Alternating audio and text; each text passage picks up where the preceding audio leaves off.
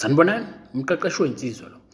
Umfana waseMpendle. So mfowethu, mawuthi intombazane iyakufonela noma iya ku-WhatsApp, kungabe intombi yakho noma intombi osaku process yokuyishela. So uma ngithi process yokuyishela ngichaza ukuthi uyishela ngalendlela oyifunde la ekhaya, yabo. Not le ndlela yasemgaqweni noma yakwezinye indawo. Lothi nje intombazane usanda kuyibona bese uyitshela ukuthi uyayithanda. Ungakayazi naye ngakakwazi. No angikhulumi ngaleyo ndlela.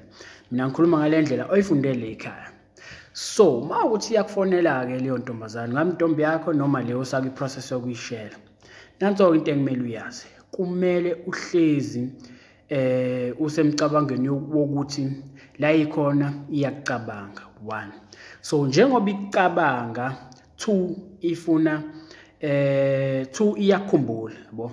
So njengoba ikukhumbula isize yakufonela, 3 ifuna ukuthi nibonane, right?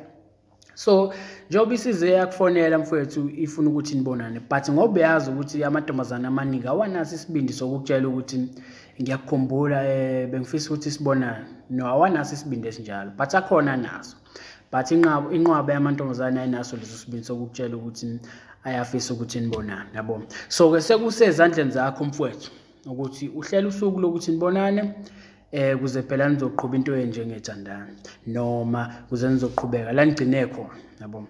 Hayi ukuthi ingane mangabe kufonela lo ukhuluma imfishi into engandawo, ukhuluma 10 minutes efonini but awuhlela usuku lokuthi nibonane. Nonsense le, yabo. Noma niya WhatsApp into engayindawo i-hour lonke mhlambe but awuhlela usuku lokuthi nibonane. That is nonsense le, yabo.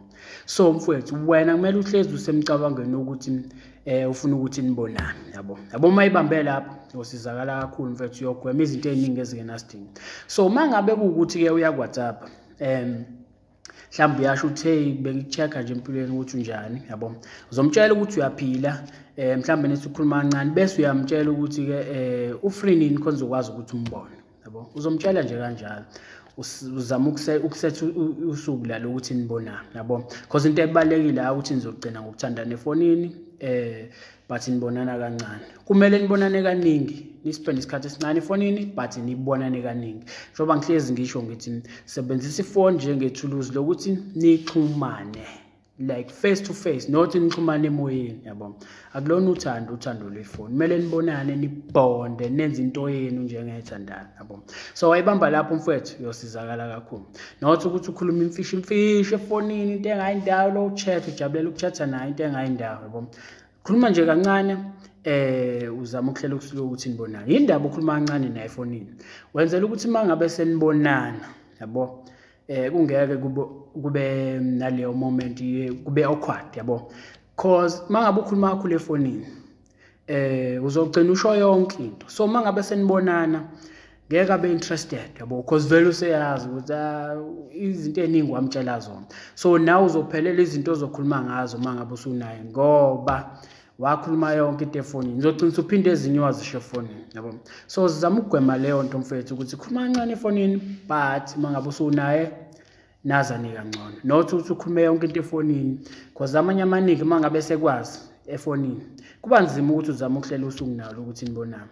Ayanqaba nje cause vele usuvele waziphenqa izinqo, wayichaza, wazivula, mawuthi incwadi uvele nje wavuma ukuphenya intombazane efonini kwaphela ngawo.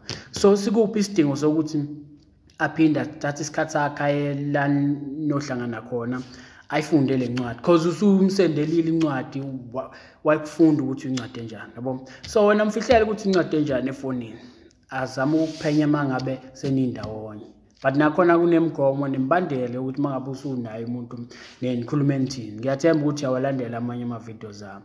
So because lapho ngisuke ngichaza yonke lento. But mfowethu into ebalekile ukuthi intombazane mangabe ikufonela noma iWhatsApp iyakukhumbula mfowethu, yabo. Iyakukhumbula ifuna ukuthi nibonane. But sekukuwena ke njengensizwa ukuthi uhlele usuku lokuthi nibonane. Wayibamba lapho mfowethu ungalo ukhuluma imfishi efonini mhlawumbe uqeda 10 minutes wonke efonini into uqeda i-airtime yengane noma ku-WhatsApp lo nikhuluma nimosha idatha cause ekugcineni yabo njengoba lo nikhuluma nje ku-WhatsApp khona uzogcina esha ingxoxo ezocasula umuntu othi omunye ayidlalela omunye ayithatha ngenye indlela, yabo. bese inkulumo iyaphela, sekungxanyelene, sekuyaxatshana,